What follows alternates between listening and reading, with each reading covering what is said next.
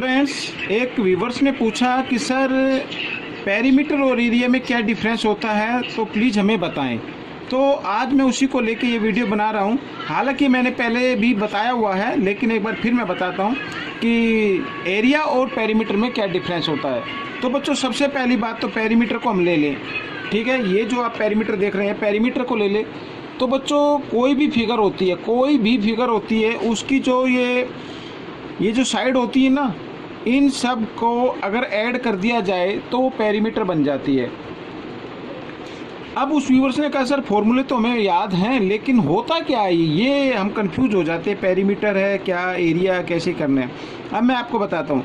मान लीजिए इस टाइप का आपके पास कोई प्लॉट है ABCD, ठीक है, ये ज़मीन है या कोई आर्टिकल आपके पास रखा हुआ है, ABCD टाइप का एक प्लॉट है, ज़मीन है आपकी, और आपने इसमें कुछ मान लीजिए सब्जियां इसमें लगा दी हैं, आपने वेजिटेबल इसमें ग्रो कर ली हैं, और आप चाहते हैं कि इसमें कोई भी एनिमल्स ना एंटर करे, तो आपको क्या करना है, इसमें वायर लगानी है। तो वायर आप ऐसे ही लगाएंगे ना, यहाँ से यहाँ, फिर इधर ये।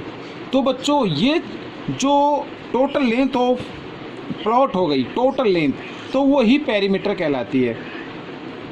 अब वैसे तो हम वायर मार्केट से ख़रीद नहीं सकते, तो हम इसका पेरीमीटर निकाल लेते हैं पहले। ठीक है, अगर 1 राउंड लगाना है, 2 लगाना, 3 राउंड लगाना, तो उस हिसाब से हम इसका पेरीमीटर निकाल लेते हैं। ठीक है, वो तो हो जाता है पेरीमीटर। और एरिया क्या होता है, एरिया, अब इसके अंदर अगर कोई काम होता है, कोई भी काम होता है, तो वो एरिया में होता है। ठीक है, मान लीजिए आपने किसी लेबर को हायर किया और उससे कहा कि भाई इस ज़मीन को ना आपको खोदना है, और उसने कहा भाई मैं यहाँ पर ना 10 रुपीज़ पर स्क्वायर फीट लूँगा या मीटर लूँगा, तो वो उसके अंदर का होगा।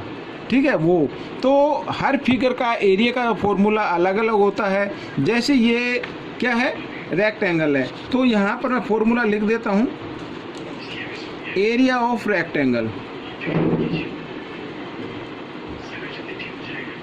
एरिया ऑफ रेक्टेंगल होता है बच्चों लेंथ इनटू ब्रेथ। जो लेंथ होती है वो ब्रेथ होती है, उन दोनों को क्या करते हैं, मल्टीप्लाई कर देते हैं। मान लीजिए यहाँ पर ये 20 मीटर है और ये है यहाँ पर मैं मान लेता हूँ इसको 8 मीटर मान लेता हूँ।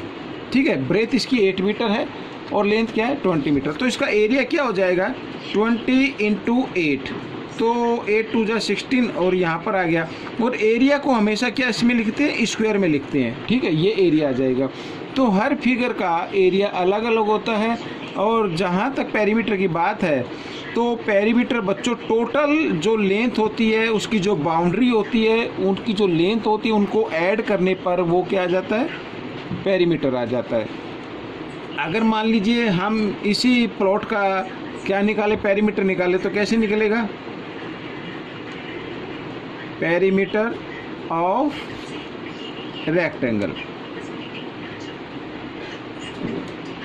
तो पेरीमीटर ऑफ रेक्टेंगल वैसे तो फॉर्मूला लगा सकते हैं 2L + B, या ठीक है, तो 2L क्या है 20 और B क्या है 8, तो इस तरीके से, तो 2 × 20 + 8 28। ठीक है, तो इस तरीके से अगर इसको मल्टीप्लाई करते हैं तो 56 आ जाता है, 56 मीटर।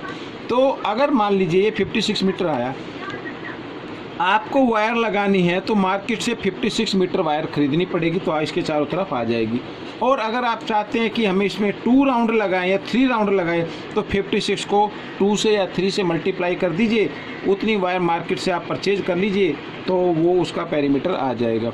तो हर फिगर का बच्चों पेरीमीटर, वैसे तो सभी साइड को ऐड कर दे तो वो पेरीमीटर निकल आएगा। और जहाँ तक एरिया की बात है, तो एरिया के अलग अलग फॉर्मूले होते हैं। जैसे ये रेक्टेंगल है, ठीक है, ये ट्रायंगल है, तो ट्रायंगल का अगर पेरीमीटर निकालना हो, तो अगर फॉर्मूले ना भी याद हो, तो ये साइड प्लस ये साइड प्लस ये साइड, तीनों साइड को ऐड कर दें तो क्या आ जाएगा, पेरीमीटर आ जाएगा।